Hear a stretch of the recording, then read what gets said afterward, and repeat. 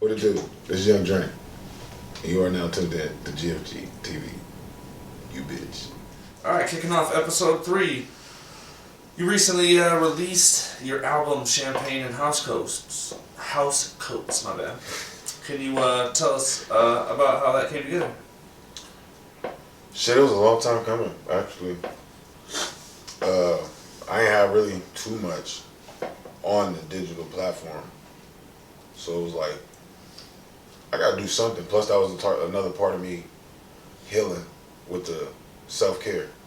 You know what I mean? So I was like, man, let me do something. So what I did was, started off with a gang of like 600 beats at first. And that was month to month, you know what I mean? So I was like, what the fuck am I doing? I gotta narrow this shit the fuck down. I wanna put a project out. Plus I just stopped fucking with my cousin, cause that fell out. So I was like, oh shit, okay, well Dollars is doing alright. The other ones is alright. What I'm gonna come up with? It was supposed to be, it was not supposed to be called Champagne and House Coats. But then I end up making a motherfucking Stay Ambicious house coat from scratch. Sold that bitch together. And I was like, oh, yeah. Alright. This shit's finna go. So after coming up with like 6 songs, I was like, man, this shit's gonna be like an EP, maybe an album. You know, and I was like, well maybe I'll do an album. And I was like, nah, that's like too many songs. How long? What's the next one? So I was going to search. I was like, okay, I can do an EP, which is 6 to 8. I think I'm gonna do that. Then I throw some skits on it, and then make it a whole one. Okay, that sounds good to me. Now what the fuck I'm gonna call this goddamn album? This is your mama's house. Bitch.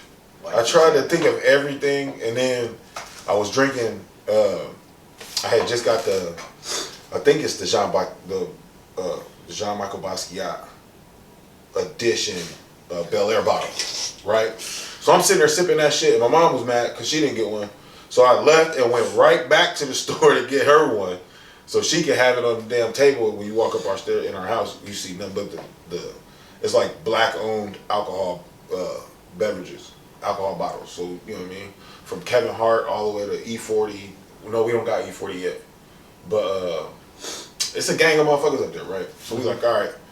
And I'm like, man, I get back to this shit, and it's getting warm, but it's cold in the garage. So I was like, man, I'm finna go put this fucking house coat on. Champagne and house coats. I think that's what the thing is. We gonna go with that one. And then I went to Nyse and did the whole album. And was like, all right, hey man, anybody... I remember you said you got a wine cellar in this motherfucker, Nick. Let me see what's going on, because it looked good. I think it might be cool. Can I use it? He was like, man, let's go check it out.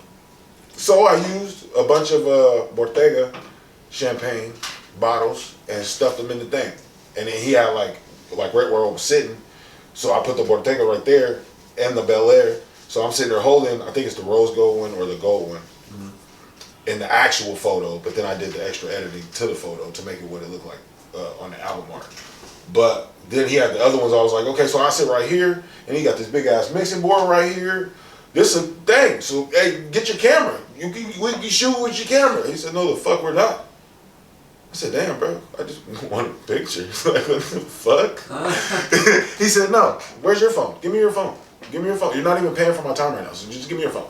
He said the camera phone is always going to be better than the actual boom, boom, because of the resolution and how you're going to edit it after the fact. I was like, what? He was like, yeah, no, just use your phone. I was like, what the fuck? Okay. So Champagne and House Coats was born.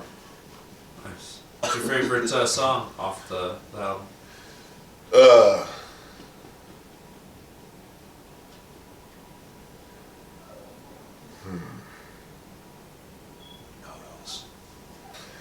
I'm colder than your mama hard after your daddy left for no reasons ain't even on there, and that was the coldest part. But yeah, no, that is on there.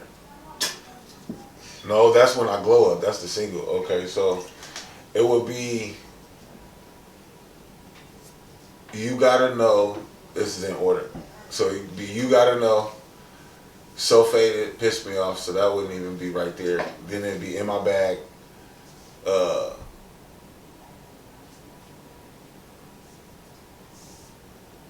And then So Faded, because then I'd have to hear how it doesn't sound right.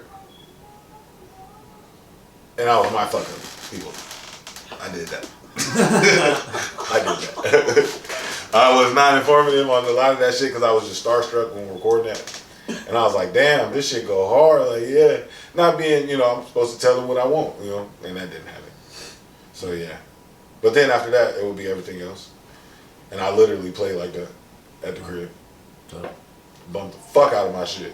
And we got CD in every motherfucking car. Well, except for my wife. She only Bluetooth. So, yeah, I got to play it off the phone. If you could work with any one producer for one album, who would it be? For one album? Like big name or it doesn't matter? Whoever you want. Any producer can produce the master album for you. Southside. Okay. From 808 Mafia. Either Southside or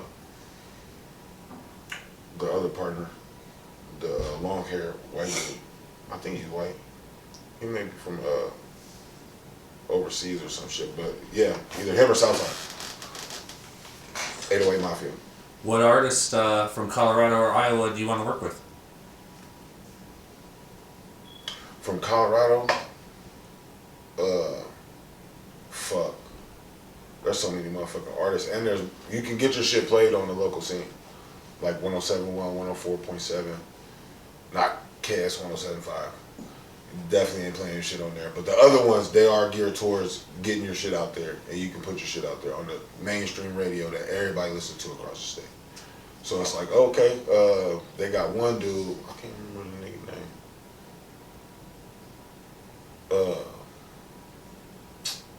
I can't remember their name. It's not like I'm checking for him or anything either. But I don't know. It's a couple from Denver that I want to fuck with. But from Des Moines, I want to get a song with Nyse. That should go hard. It's gonna go hard. And then I just found out last night that Doozy is my people family. What? Yeah, exclusive Duce people. I was like, what the fuck? Nigga, what? And I was like, wait, that name sounds so familiar. Because I watched the GFG TV live of the show where he performed at Lefty's one time. I think it was for his birthday. Mm-hmm. And I was like, an interview with him coming out soon. I was like, yo, Buddy big as hell, but he got that breath. He was good. I was like, wow, this is amazing. I want to meet that guy. So then my cousin telling me, he was like, so you gotta meet my what do you say, his brother-in-law? No, nephew? One of them, right? So I was like, man, hey, just call him. Like, you know what I mean? Just call him. I'm here, shit, let's chop it up. So he called him, and I was like, some. He was like, yeah, I just did a show, or he was talking about the show at Lefty's. I was like, damn, Doozy, wait a minute. Pull my phone out. Hey, I just watched you on the YouTube.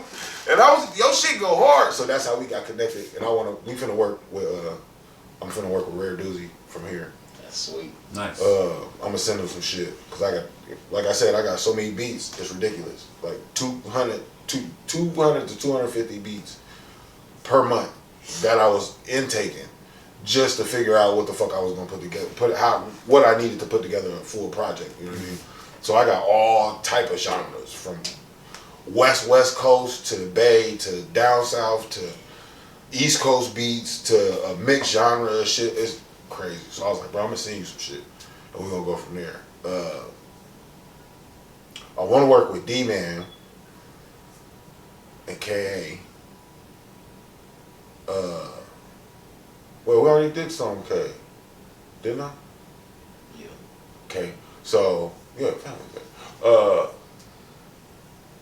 Who else? I ain't been on the scene in Des Moines for a while, and I ain't been checking for motherfuckers. Plus, I've been on Facebook, off the internet for months.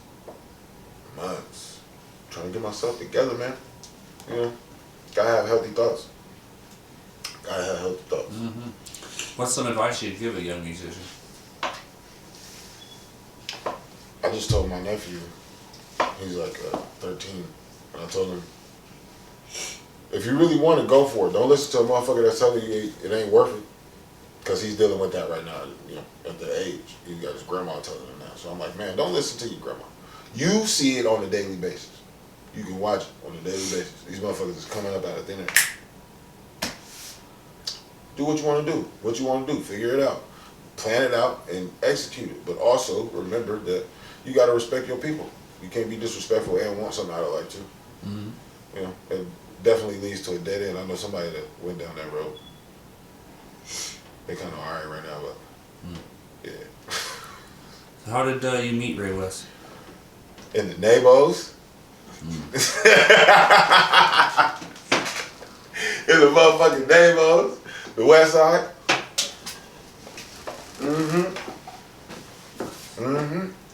Man, that was like right after the crib was built. Cause what was here before? It was nothing, right? Nothing. Yeah, it was an empty lot that we could cross. I think it was an empty lot. It was a short ass lot, but then they bought it and built the two identical houses back to back. So then after that, I think that's when you moved over here. And then I think it was riding my lowrider bike or something. And Like 02, 01 or something. yeah, throw back. Back when I was still in love with model cars and lowrider bikes and lowriders and shit. Tell about your relationship with Ken Flo Nyse. Oh man. Before he passed, we talked. I talked about him coming down there and fucking with some of the engineers that I was fucking with. And we was tight. That was my nigga. That shit was crazy. How did you meet Trey, Duce, and Baby T? On the Southside. I met Trey Duce through Baby T. On the Southside. Because we was hanging on the Southside, because that's where my cousin Scooty Doo lived. And that's how we ended up meeting Baby T. Because that nigga was a 60. And Duce was just getting out of the group home or one of them goddamn kid prisons, right? So he was just getting out, and he was fucking with my cousin Anna that lived on Payne. So I'm, up and down the street from Studio Crib all the way up to the day. We going around all over the place. Hey man, who was you? And I figured out that, I met you through what's the name, but you over here. What the fuck you doing over here? I thought you was in Southside. He was like, nah, I'm originally from, what's the name, Cottage Grove. I was like, damn, West Side baby, huh? So yeah, me and Duce have known each other since I was like 16. And he's just a month and 3 days older than me. What's it like working with GFG Records? Oh man, that shit's crazy. Cause I wouldn't have thought we would still be doing that when we, like getting it off like that. It's like, wow. Even though we got to, figure out who we're gonna engineer with us having this long distance recording sessions going on, but I think we got to figure it out, and that shit's great. That shit, I don't know how we kept going through all these years, but I made sure he knew that I looked at him as my best friend from the gate. What is No, I'm lying. Actually, I told you that. Not that it was like within the past 10 years, huh? And it shocked the shit out of him. He didn't know I thought that way of it. What is Dickies, Bucks, and Chucks? That was a whole man. We was on one because that's all we really rocked.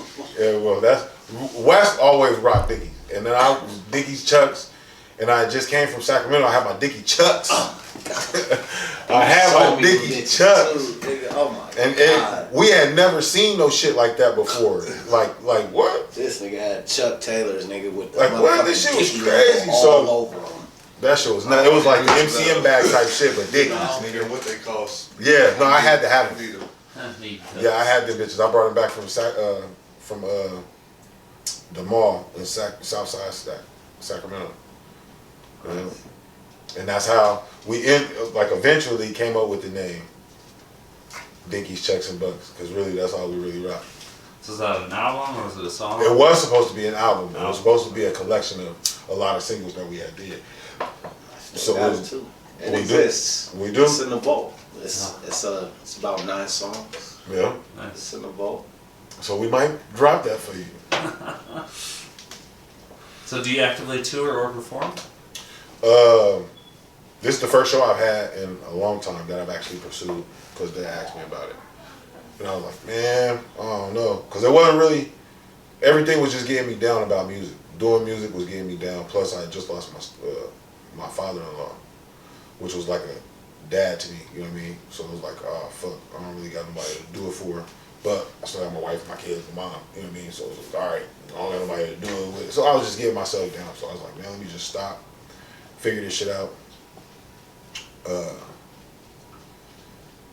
That show on the mountain was the last show we did, and I asked Goku to come perform, and that was the last show that I did in Colorado last year. Yeah, no, it was this year.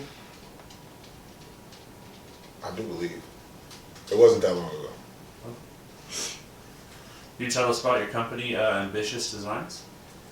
Oh man, that's everything made by me. All clothes.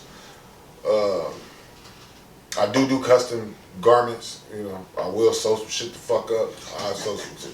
It all started when I was younger. You wanna know how I got these scars? I started because I was like, yo, I want to do something totally different. So My after, homie got cut. yeah, he And got when I that saw the shit. other shit, I was like, I think I could do this shit. Yeah. So what had got me on it, my cousin KJ in Sacramento, that's why I was kicking it around in the Creek Mile. The nigga had some jeans, right? And he was like, man, my shit's already ripped. So he was like, I'm finna cut them out and make a patch. I was like, well, what? And he was like, what's a Burberry? I was like, nigga, what? This is back in 03. So I'm like, what? The fuck? Really, nigga? He was like, shh. Put KJ in his shit, had that shit on there. I'm like, damn. Hey, let me get some of that shit. Push that shit in my, I had a fresh ass pair of indigo jeans. Them shits was hard. And I was like, man, I'm finna do these motherfuckers the right way. Yeah, I did. And I came back and was like, man, I'm finna do everything custom. My mom bought me a sewing machine and shit. And from there, I was like, man, I like making clothes. So I've been making clothes since I was like 16. That's fire. Well, and then Ambitious Designs came around after the fact that I wanted to screen print, but we didn't know what the fuck we was doing. Me and my little brother Stujo, we didn't know what the fuck we was doing. So we would go get some nylon pantyhose, right? Cut that bitch up the thigh meat, right? And then we'll put we didn't know what we was doing, right? So we had some hodgepodge, right? That little blue shit, and it said, all you gotta do is tape your little thing and then cut the design and then put the Mod Podge on there and it act like a blocker for the screen, right? So you'll be able to screen print. That shit was all wavy. We tried to squeegee the ink into that motherfucker. That shit was all in the bubbles and the indents and shit. This shit can't work. So I was like, man, fuck it. Then we fell out. Then he moved. So I'm like, man, I gotta figure this shit the fuck out. Something's gotta work. I gotta make my own fucking merch. Like, I'm not finna go pay no goddamn. It's a lot of fucking money. So I was like, man, fuck it, I'm gonna figure this shit out. Built my own print press, and then ordered the screens. So then I had a bunch of 20 by 22 screens, right? That shit was tight. That shit was tight. So And Ambitious Hustle was born. So you also paint automobiles. Can you tell us about that? I do. I just painted before I got married this year, I painted a Jeep for a client. He's one of my older homies now. A client turned into a friend before a friend turned into a client. That shit fucked me up. I didn't think about that.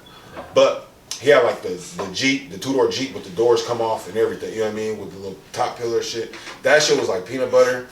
So he was like, man, how much do you need? How much you charge? But before that, with that, I charged him like $1,500. But he ended up giving me like $1,600, $1,700 for a wedding gift.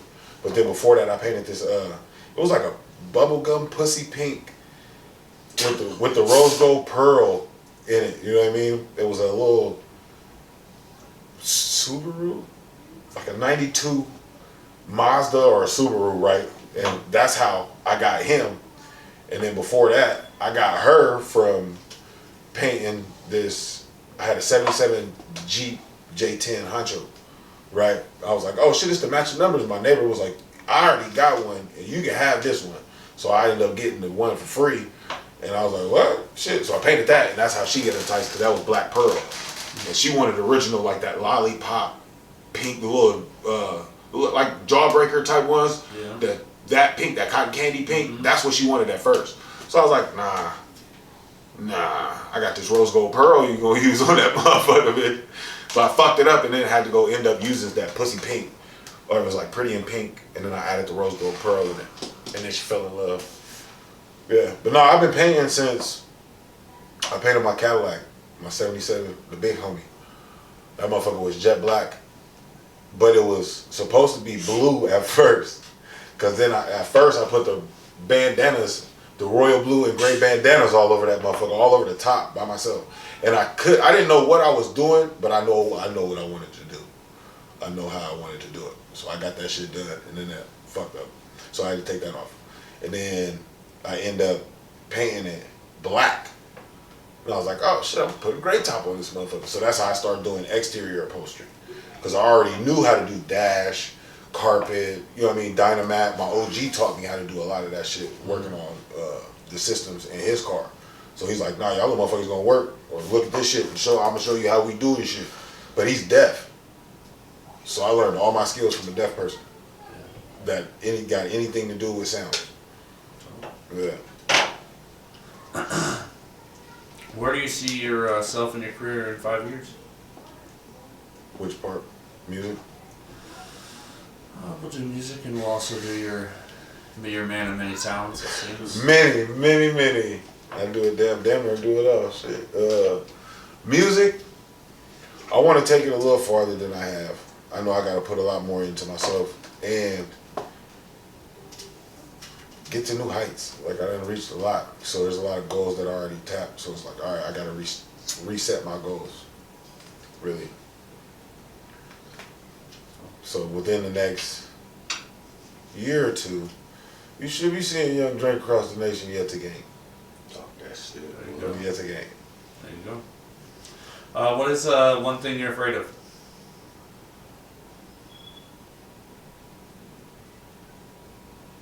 Not being able to create. What brings you the most joy? Creating. Can you talk about the first time that you smoked, got high? Did I smoke what? That you smoked, got high? That would be around 15. Then after that, I was hooked. I was like, I like smoking weed.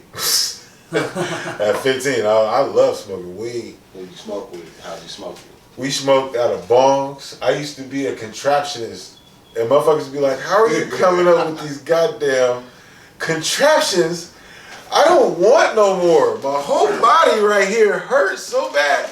Because we made a motherfucking, out of a 5-gallon bucket, then we took the gallon milk jug and just cut the bottom It's off. called a gravity bong, sir. Yeah, so we made a gravity bong. And we was like, yo, contraptionist. boom. And then we figured out how to put different hoses on that shit. Yeah. Because I worked at a nursing and rehab center, so I was like, let me just...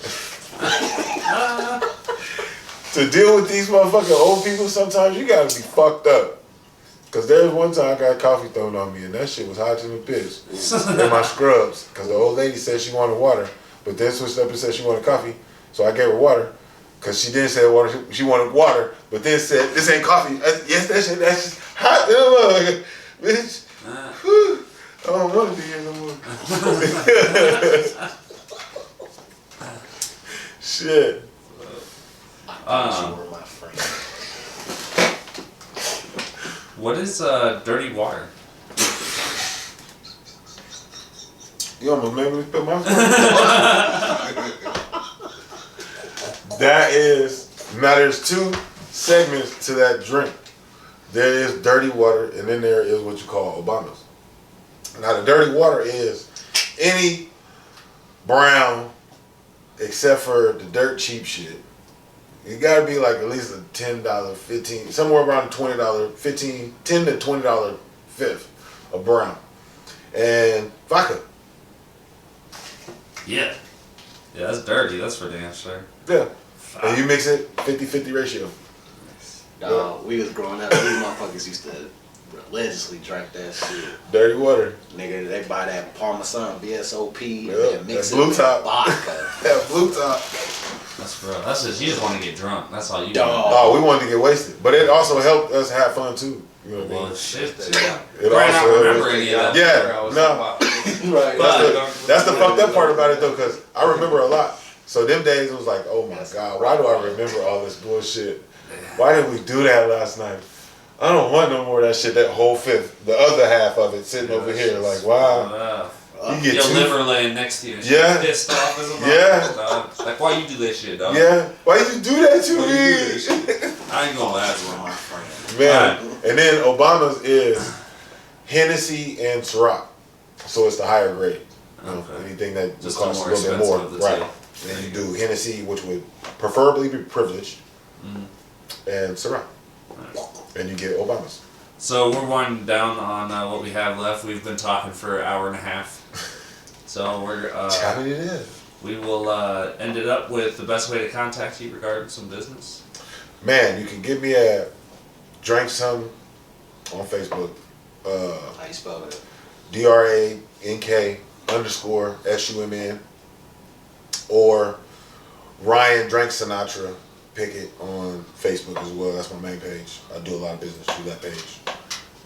Or Ambicious Designs on Facebook as well. That's the LLC page. Or hashtag Drink Some on Instagram or Young Drink on Instagram as well. All right. Any shout outs? Shout out to GFG TV. Shout out to the whole West Side. Shout out to my mama's house. Why you keep saying that? Nigga ain't gonna keep on trying to tell me how to talk. All right. Well, we appreciate you sitting down with us here at GFG TV, man. Why you keep saying that? Dog, that's it.